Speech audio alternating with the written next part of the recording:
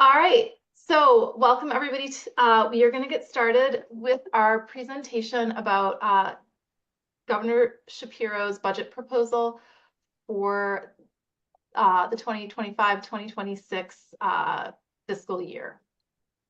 So for those of you who don't know Ed Voters, we are a three-person nonprofit.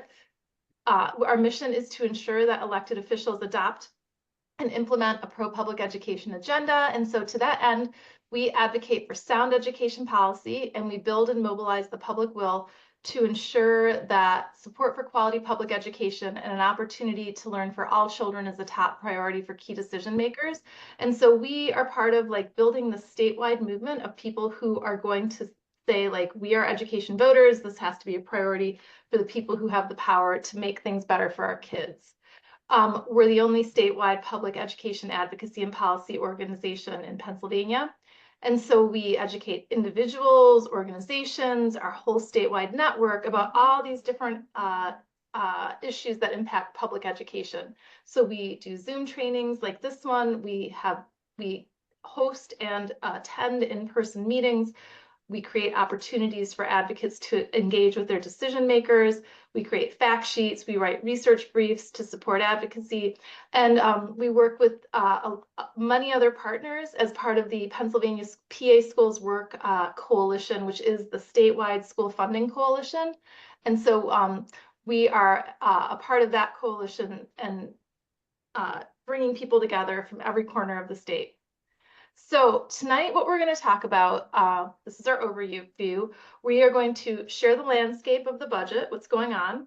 We're going to share what we know about his proposed budget, discuss advocacy activities that we can do, and then kind of make some plans to build support for the funding that students need. And again, put questions in the chat, and we'll have plenty of time afterward if you want to just come off mute and ask your questions. So I just want to start by saying, foundationally, Governor Shapiro's budget proposal this year demonstrates his strong commitment to public education. We were very happy to see that in his speech and in also the way that he is choosing to allocate funding.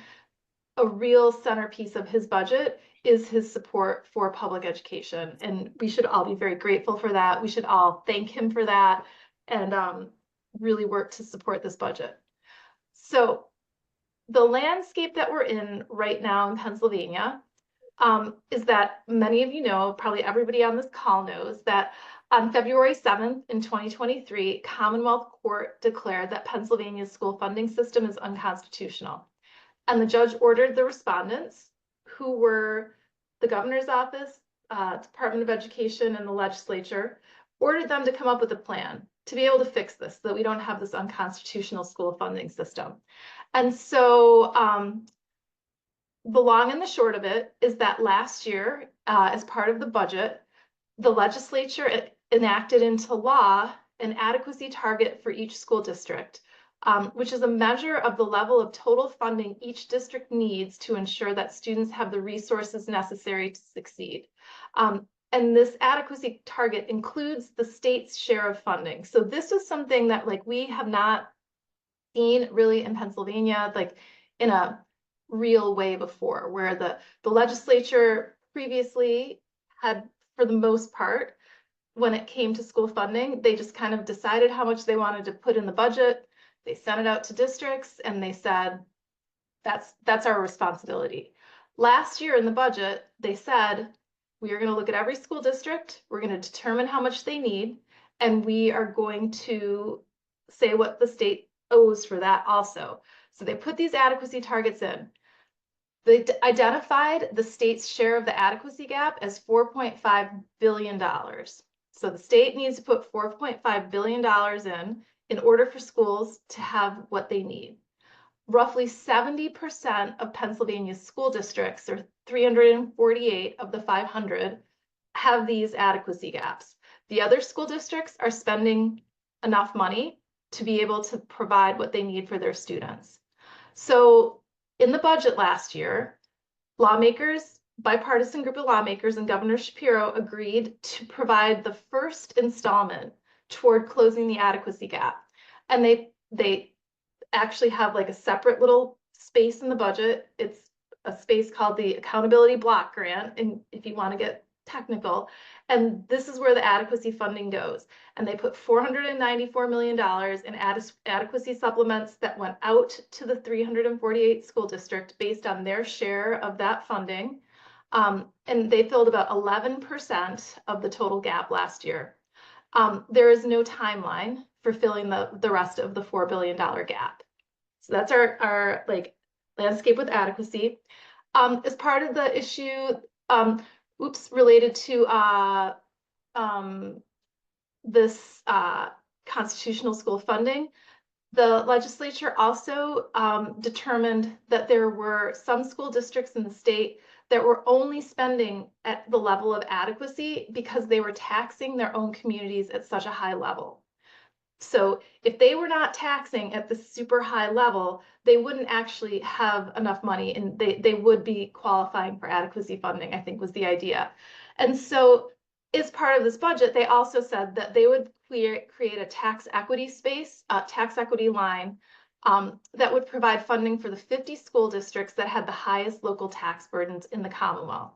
So that same act last year calculated that there was a $258 million tax equity gap, which is the amount that's needed to offset the local revenue generated by these districts from taxing above the 90th percentile. So basically it says these districts are taxing themselves so much, we're going to give them a special supplement so that recognizing that they have put an extreme burden on their local taxpayers. And so the 2024-25 state budget provided $32 million in a tax equity supplement to these 50 districts, or about 11% of the total. So that's what happened last year. And so now we're going to move into what we found in Governor Shapiro's budget this year.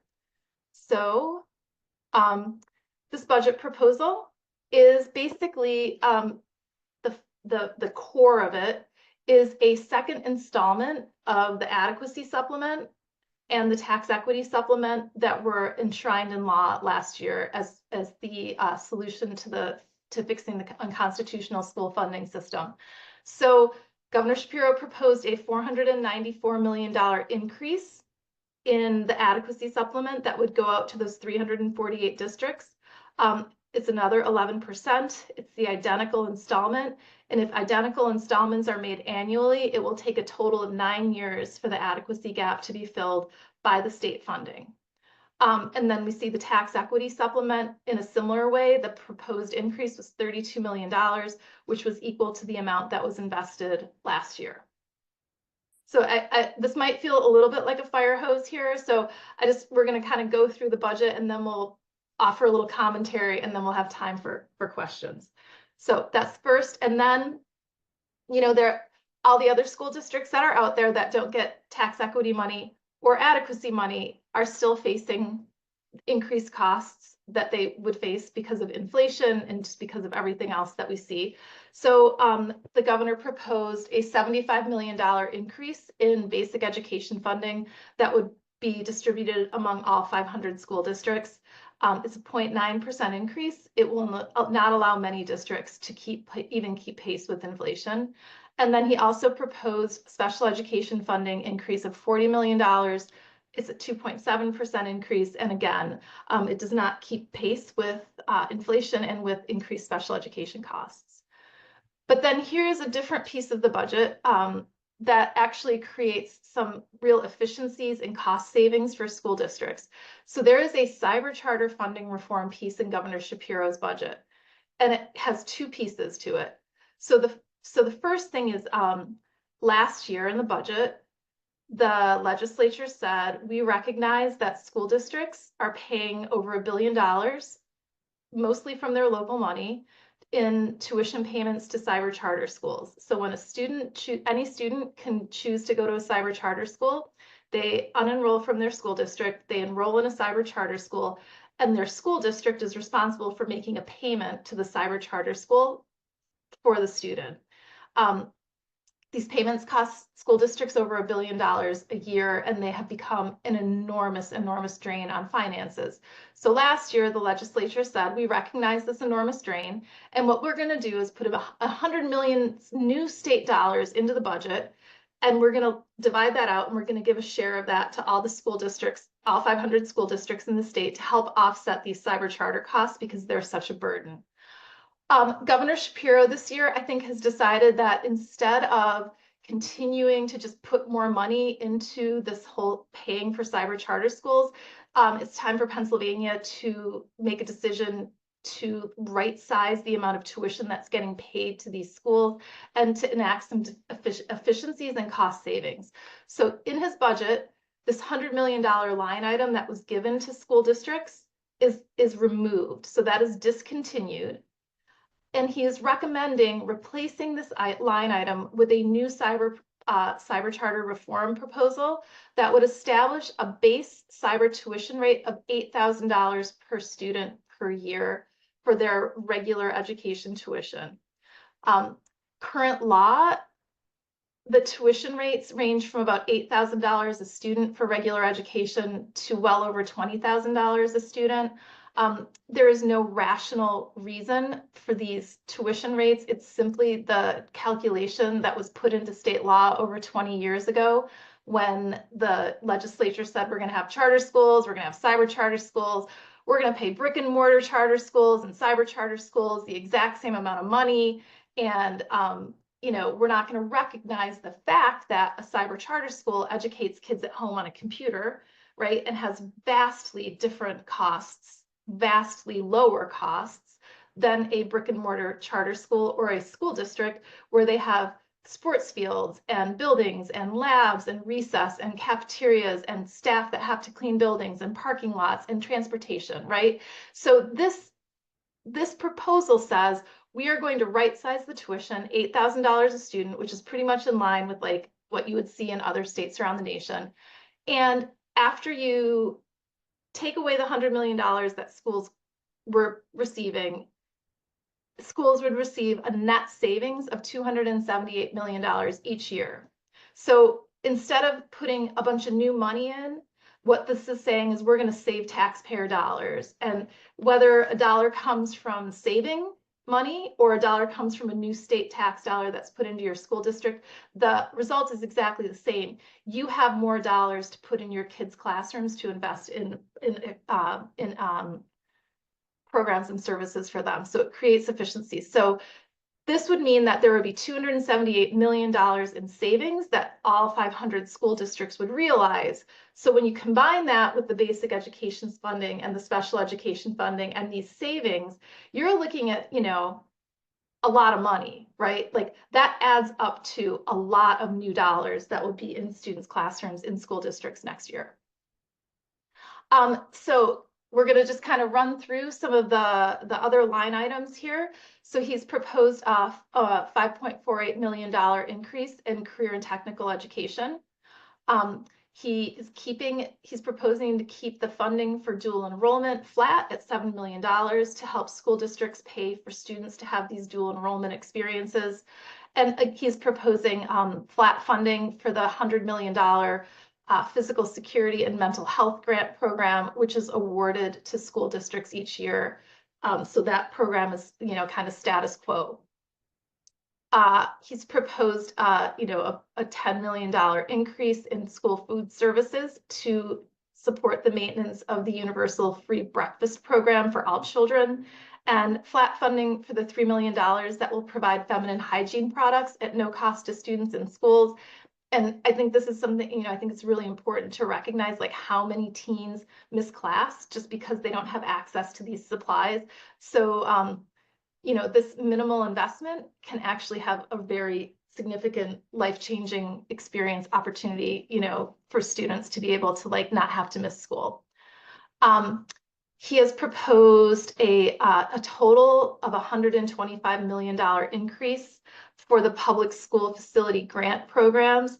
These are competitive grants that are administered by the Commonwealth Financing Authority, and they've funded, I think, over 200 projects around the state, around the Commonwealth so far. They help with, the things like roof and window repairs, HVAC needs, plumbing systems, things like that.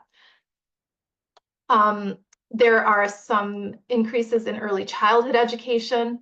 A lot of this is the pre-K counts and the early intervention, we have a real problem where the providers, just the reimbursement rate isn't enough, and we're having a hard time finding providers. So I think that this is meant especially to help kind of strengthen these really incredibly vital systems that will help ensure that our youngest learners are able to access quality experiences. And then there's level funding for the Head Start supplemental assistance. And then, you know, we recognize that schools can't function if we don't have good teachers. And in Pennsylvania, we are starting to see the beginnings of a teacher pipeline issue and teacher shortages.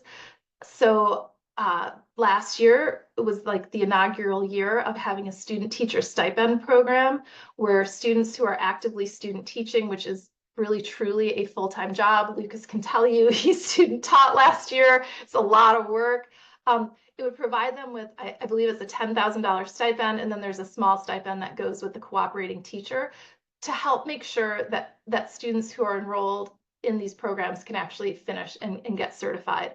So last year, the funding was $20 million, and it was a little rough. I'm going to tell you the truth. Like, a lot of students were not able to access the funding because it ran out like within minutes of people putting in their requests. So this year, Governor Shapiro has proposed to double the funding to $40 million, although, you know, $50 to $55 million is really needed to guarantee that all teachers will receive the stipend. So I think we're hoping to see that number get bumped up, because it's really not great if it's just kind of you randomly get it or you don't get it.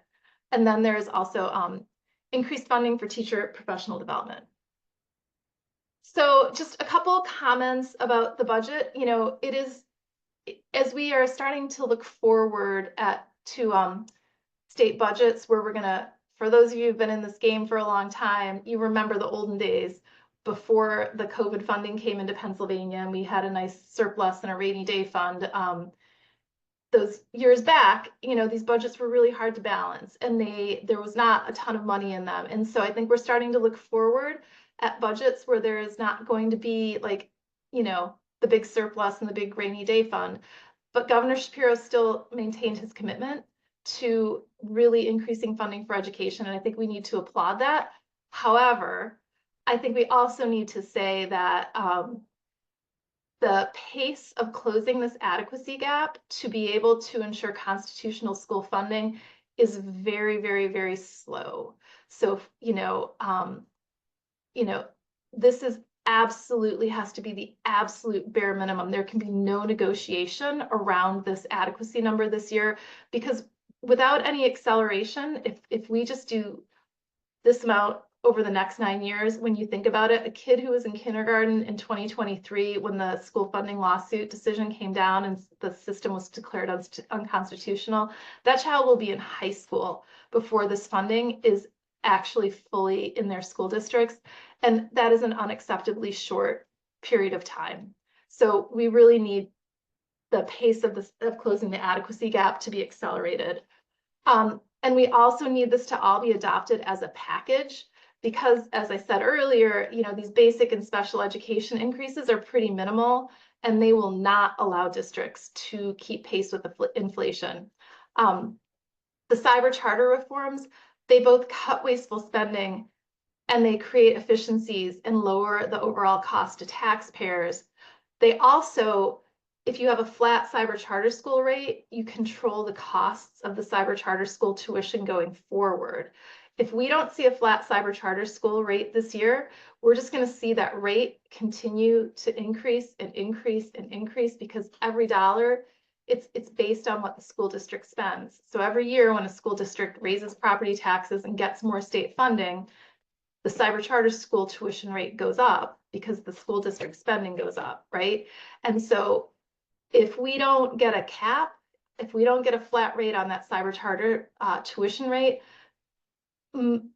so much of the new dollars that are state dollars that are going into school districts will end up just siphoning right through and going out to cyber charter school tuition. And you know, when there are schools that have just massive fund balances and schools that can afford to buy, you know, dozens of buildings and spend millions of dollars on advertising and dining and all of these different things. And then you have other schools where they can't afford to have a reading specialist. Like, it's very unbalanced, and this is the year to balance it. And we balance it by having the legislature adopt this whole budget like as a package. And if they don't adopt it as a package and the cyber charter savings once again is elusive, what we're going to see is school districts are going to have to raise property taxes simply to keep up with inflation and to pay the increased cyber charter costs, and there will be no additional resources in the buildings of many, many, many students, especially the school districts that don't get adequacy or tax equity funding. So I think everybody's question tonight is like, what is my district getting? So if you haven't seen it yet, there is a spreadsheet at this website. It's houseappropriations.com, and you can go to that page. I'm sure Sandra and Lucas can put it in the chat for you. And if you scroll down to the bottom of the page and you click on the right-hand side, there's like the 2025-26 executive budget, and it's got the whole list across every school district, and it's a PDF, and you can just kind of see what your school district looks like.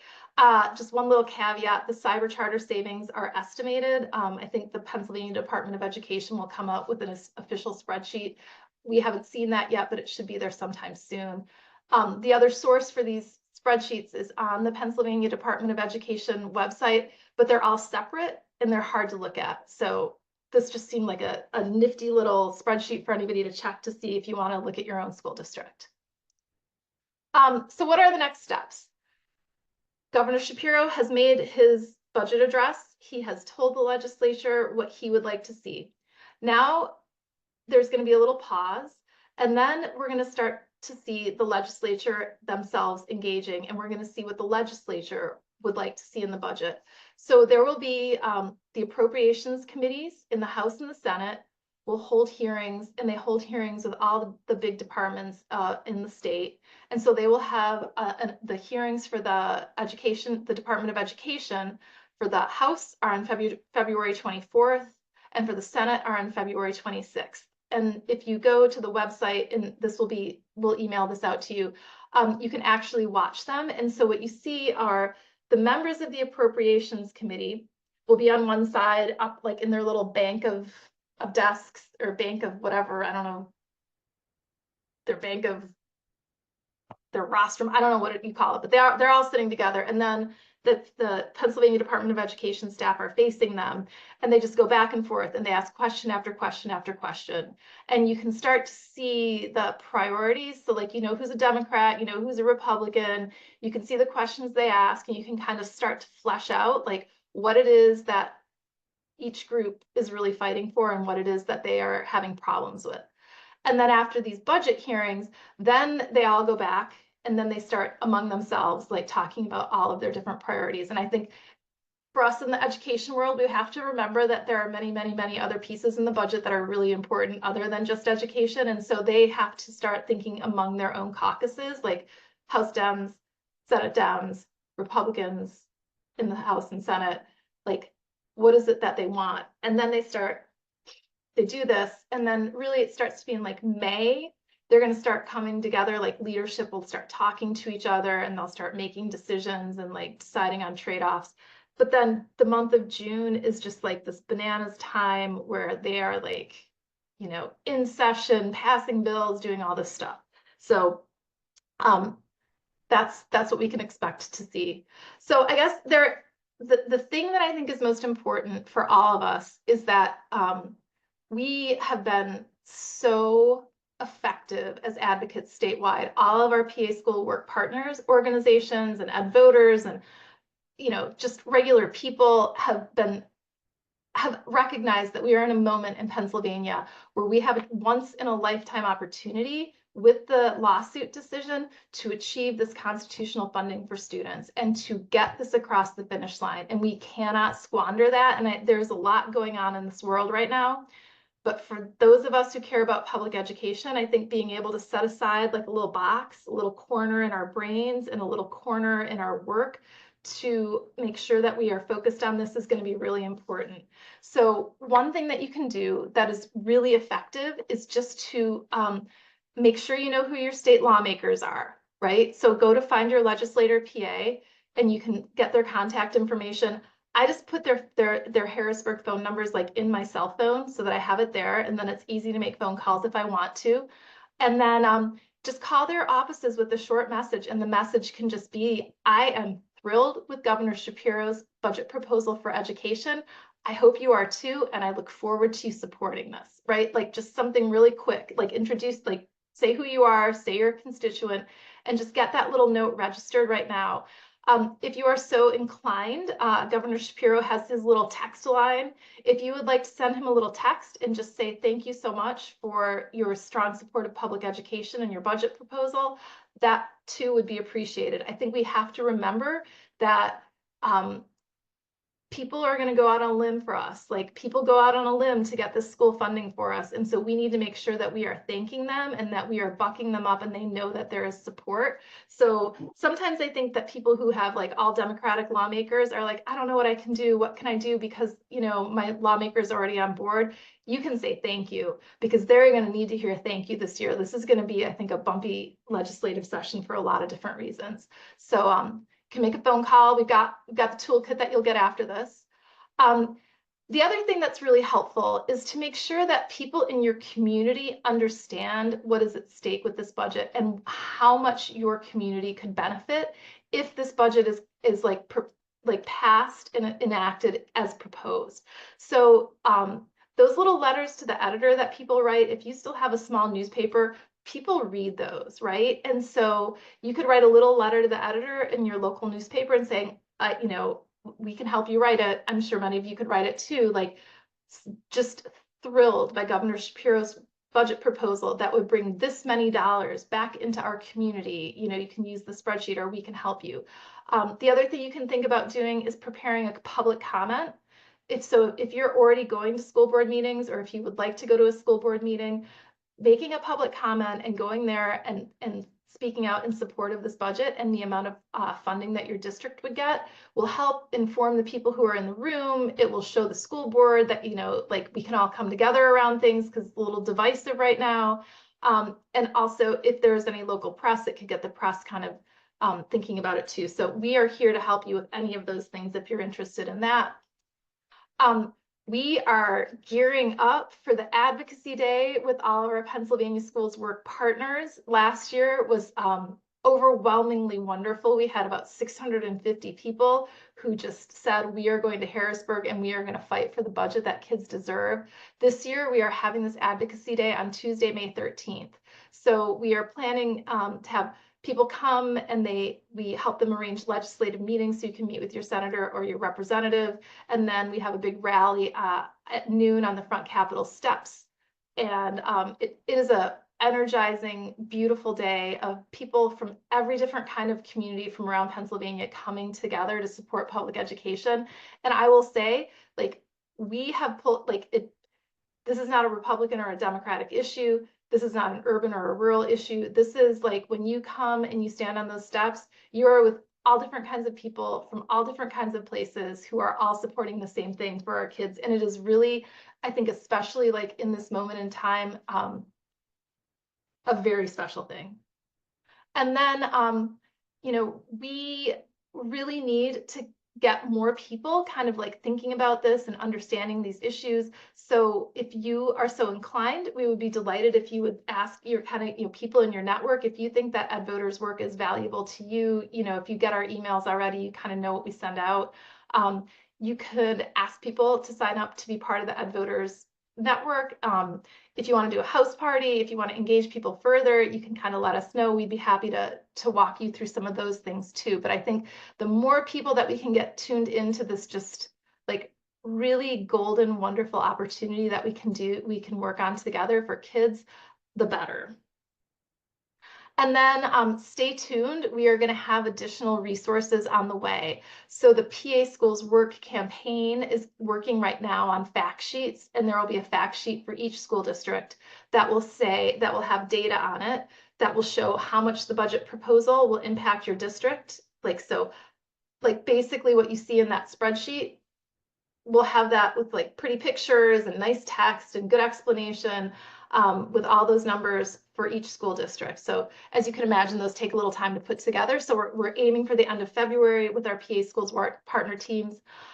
We're just gonna, consistently be sharing out additional talking points and additional information, and we're going to be sending out additional emails with actions that you can take. So, this is just the beginning, and there's a lot more to come. And I would just like to say, thank you for coming here. This is like a picture from one of our rallies. It was like a beautiful, wonderful thing. And so if you have questions, I'm going to stop sharing the screen and we can answer any questions that you have.